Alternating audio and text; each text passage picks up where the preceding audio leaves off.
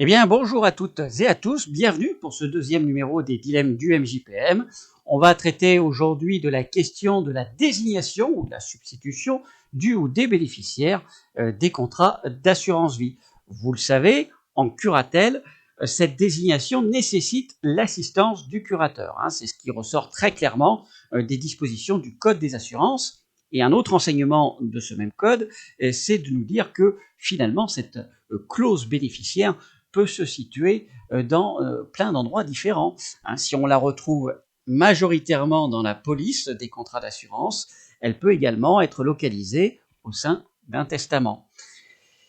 Autre disposition que vous devez connaître, mais cette fois du Code civil, c'est l'article 470, l'alinéa 1er, le majeur en curatelle peut librement tester. Et donc, vous voyez venir le dilemme qu'on va évoquer aujourd'hui. Quid du majeur qui, en curatelle, vous informe qu'il souhaite désigner un bénéficiaire ou des bénéficiaires de contrats d'assurance vie dans un testament qu'il s'apprête à rédiger ou à mettre sur papier chez un notaire. Assistance ou pas assistance? Eh bien, bonne nouvelle, pour ce dilemme-là, on a une réponse, et c'est la Cour de cassation qui l'a apportée dans un arrêt de 2017. On va l'aborder et puis on se permettra également un avis un petit peu personnel sur cette question. Ça sera tout de suite après le générique.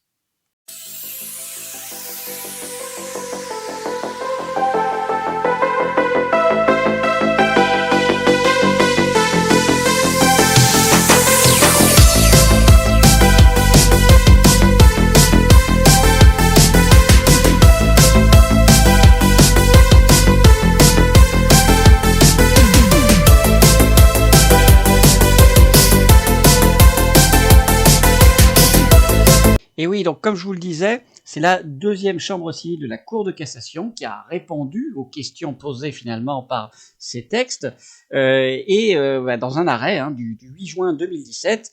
Alors, il s'agissait en l'espèce d'un majeur suivi par l'APAGE de Bordeaux.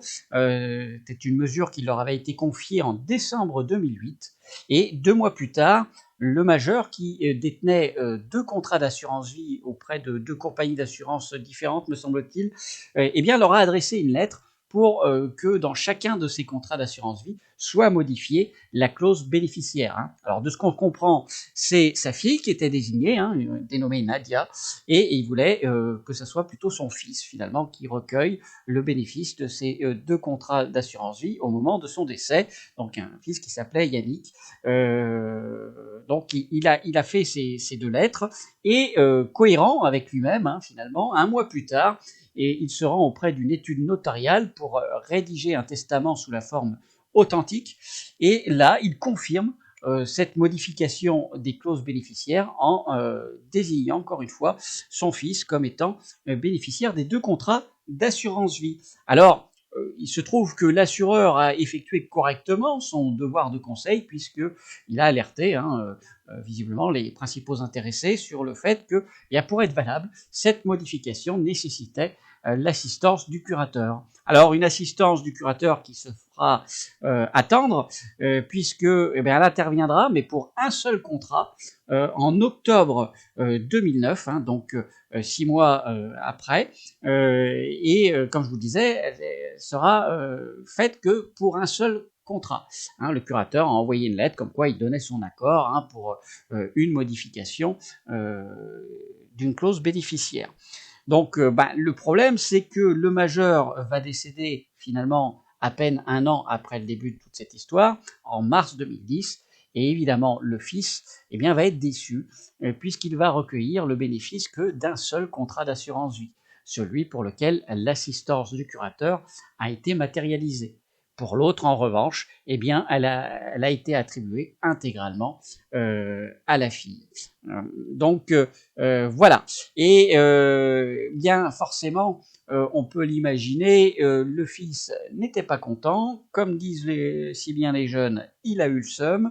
Et du coup, il a été jusqu'en cassation pour faire entendre ses arguments, parmi lesquels le fait que le majeur ayant modifié les clauses bénéficiaires au sein d'un testament, testament qui ne nécessite pas l'assistance du curateur, conformément aux dispositions du 470, eh bien, l'assureur aurait dû lui verser le bénéfice des 2 contrats d'assurance vie. Voilà, on va dire en gros son argumentation. Et il engageait la responsabilité de l'assureur et du curateur. Alors pour la Cour de cassation, que nenni, indépendamment du lieu où vont se trouver les clauses bénéficiaires, l'assistance du curateur sera toujours requise. Voilà la solution de la Cour de cassation. Le droit spécial de l'assurance vie prime sur le droit général du testament. Voilà, c'est la solution. Aujourd'hui, vous la connaissez. Donc, si vous êtes confronté à l'expression d'un majeur en curatelle qui vous indique vouloir faire ce genre d'opération, eh bien, n'oubliez pas de lui dire que votre assistance est requise. Voilà pour ce qui est de la solution, mais qui est, à mon sens, critiquable, et on va aborder maintenant cet aspect-là. Alors, déjà, on peut se féliciter quand même d'avoir une solution sur une problématique juridique. Dans notre secteur, on ne va pas s'en plaindre, on a beaucoup d'incertitudes sur des tas de sujets, on aura l'occasion d'y revenir certainement dans ce format, et pour lesquels on n'a pas de solution claire et définitive. On va s'appuyer sur la doctrine, mais on n'a pas de source juridique suffisamment importante dans la hiérarchie des normes pour dormir sur nos 2 oreilles sur un certain nombre de sujets. Là, on en a une solution, donc très bien, on sait quelle attitude adopter face à cette problématique. Maintenant, sur le droit, écoutez, la Cour de cassation fait primer le droit spécial sur le droit général. Moi, je n'ai pas la prétention de dire à la Cour de cassation qu'elle s'est plantée. Je n'ai pas le niveau, je laisse faire les doctorants en la matière dans leurs commentaires pour exprimer des points de vue qui seront peut-être différents. Maintenant, moi, c'est sur les effets que je vais apporter quelques critiques. Les effets par rapport à cette, finalement, solution. Puisque, selon l'outil que vous allez utiliser pour envisager la transmission de votre patrimoine après votre décès, eh bien, les règles seront différentes. Et ça, je trouve que c'est un petit peu incohérent, puisque vous pouvez transmettre des sommes extrêmement rondelettes via votre testament sans l'assistance du curateur. En revanche, il faudra aller chercher cette assistance dans le cadre de l'assurance vie. Bon, je trouve ça incohérent. Là, en l'espèce, la personne protégée aurait pu tout aussi bien placer tous ses actifs sur un contrat de capitalisation et léguer l'essentiel à son fils dans le cadre d'un testament, en utilisant toutes les possibilités offertes par la quotité disponible, et ça ne posait aucune difficulté que l'assistance du curateur ne se soit pas matérialisée dans cet acte. Là, dans l'assurance vie, ça pose un problème, et donc voilà, je trouve ça un petit peu dommage.